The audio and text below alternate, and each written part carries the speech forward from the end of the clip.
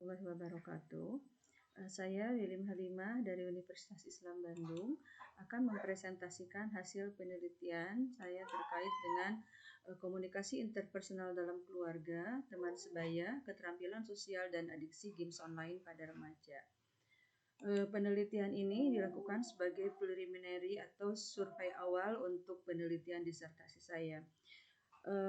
Kenapa saya melihat bahwa adiksi ini menjadi penting untuk diteliti, karena adiksi games online ini sudah menjadi masalah yang penting seiring dengan terus berkembangnya teknologi internet, dan yang mengakses games online ini semakin hari semakin meningkat jumlahnya, dan jumlah yang terbesar dari pengakses ke media games online ini adalah remaja.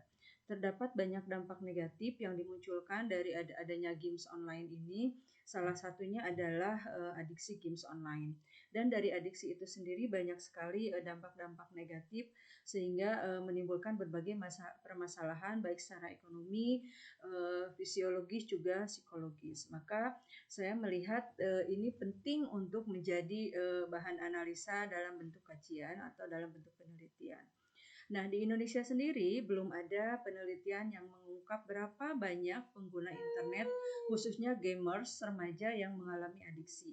Ada beberapa penelitian terdahulu di luar negeri, itu pun tetap tidak menyebutkan jumlah berapa banyak, hanya prevalensinya menunjukkan lebih dari 2% pengguna internet. Kemudian di Indonesia baru ada penelitian terkait dengan pengguna game online ini, mereka menjadi adiksi itu di beberapa daerah di kota besar, seperti di Surabaya, Bandung, dan itu juga belum menunjukkan berapa banyak mereka yang mengalami adiksi. Hanya penetrasi, kita lihat penetrasi pemanfaatan internet sebagai gaya hidup di Indonesia ini sebesar 54,13% untuk bermain games online.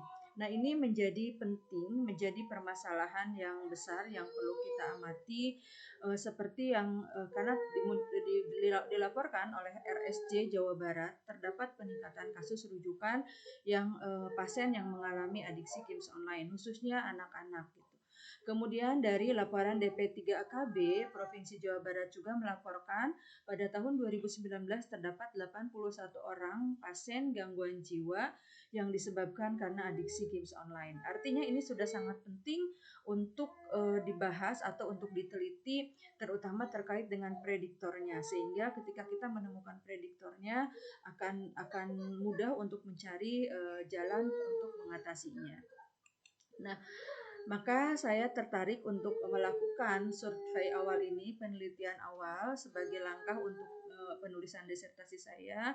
Adiksi dilihat dari berbagai prediktor utama tadi.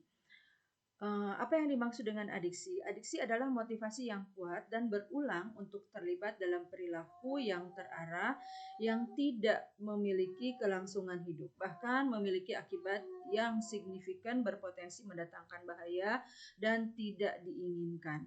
Ini menurut WES 2013.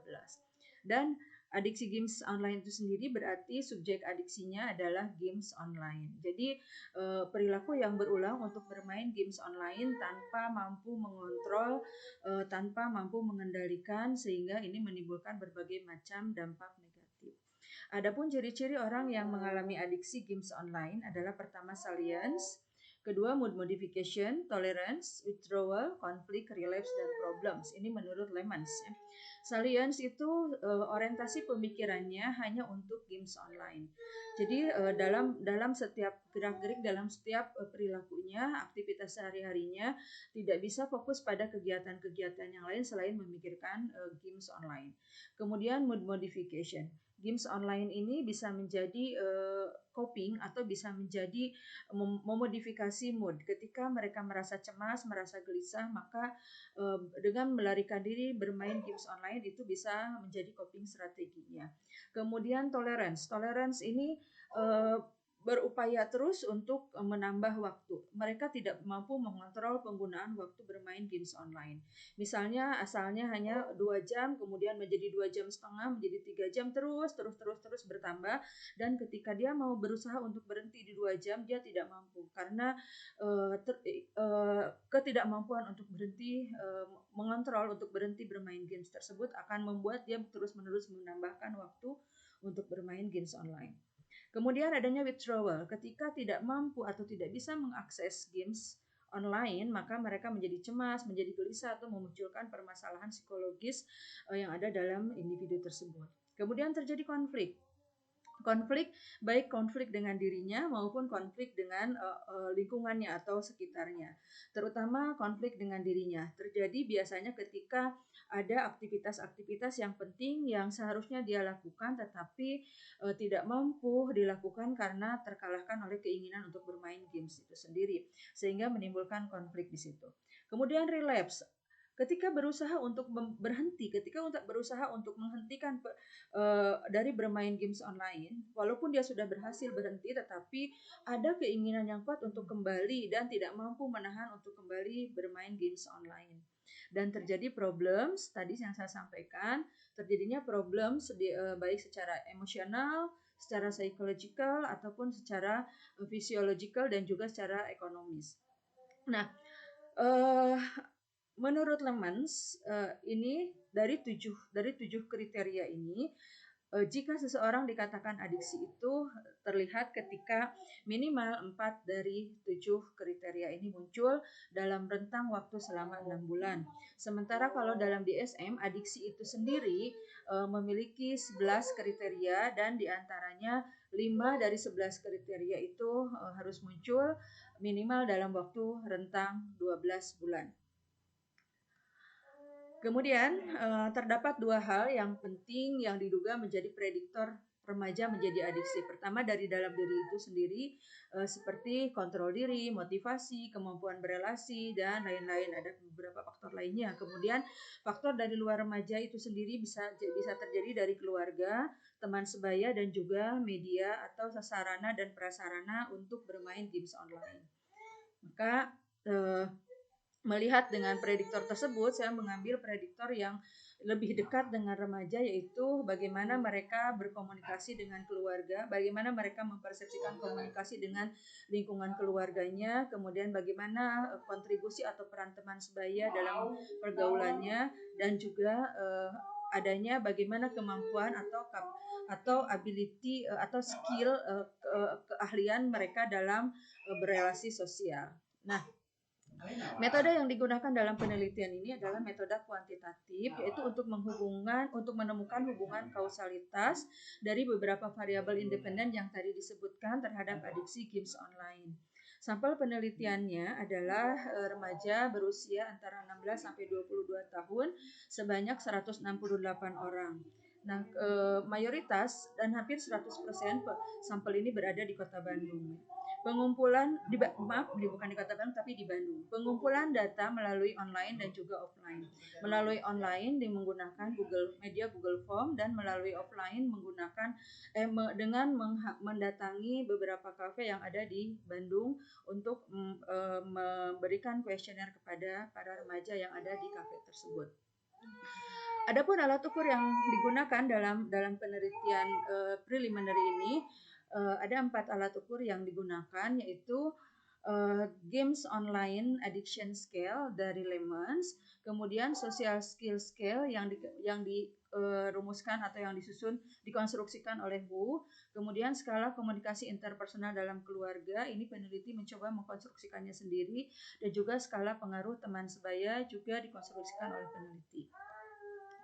Hasil dari penelitian ini ditemukan bahwa komunikasi interpersonal dalam keluarga dengan memiliki nilai R minus 0,326 dengan nilai P 0,000. Juga keterampilan sosial memiliki nilai R 0,238 dengan nilai P-nya 0,000 dan teman sebaya memiliki nilai R 0,443 dengan nilai P-nya 0,00. Sementara R square-nya adalah 0,310, R-nya secara keseluruhan 0,556 dan F-nya adalah 45,300 dengan nilai P-nya 0,00. Artinya berdasarkan hasil dari analisa statistik tadi diketahui bahwa nilai F 43,300 dengan nilai P 0,00 lebih kecil daripada 0,05, yang berarti bahwa komunikasi interpersonal dalam keluarga, keterampilan sosial, dan pengaruh teman sebaya secara bersama-sama berpengaruh secara signifikan terhadap adiksi games online pada remaja. Dengan nilai R-square 0,310, artinya secara bersama-sama memberikan kontribusi sebesar 31%, sedangkan sisanya sebesar 69% dipengaruhi oleh variabel lain yang tidak diteliti dalam penelitian ini. Nah, ketika dilihat dari pengaruh parsial atau masing-masing variabel, komunikasi interpersonal dalam keluarga memberikan kontribusi sebanyak 8,4%, keterampilan sosial memberikan kontribusi sebanyak 3,2%, teman sebaya memberikan kontribusi terhadap adiksi games online sebanyak 19,2%.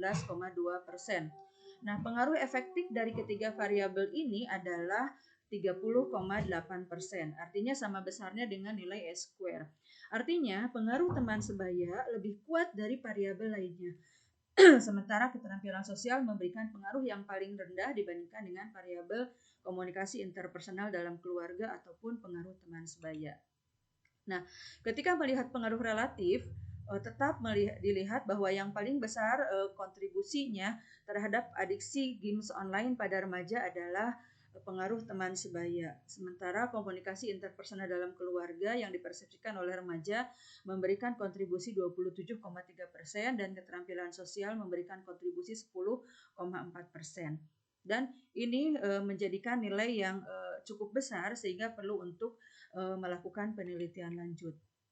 Nah, dapat disimpulkan dari hasil penelitian ini, keterampilan sosial yang rendah, negatifnya persepsi remaja terhadap komunikasi interpersonal dalam keluarga, dan juga terdapat teman sebaya yang berperan sebagai sumber informasi dan juga sumber kognitif dan juga sumber emosi bagi remaja, maka variabel-variabel ini secara bersama-sama berkontribusi besar terhadap terjadinya adiksi games online.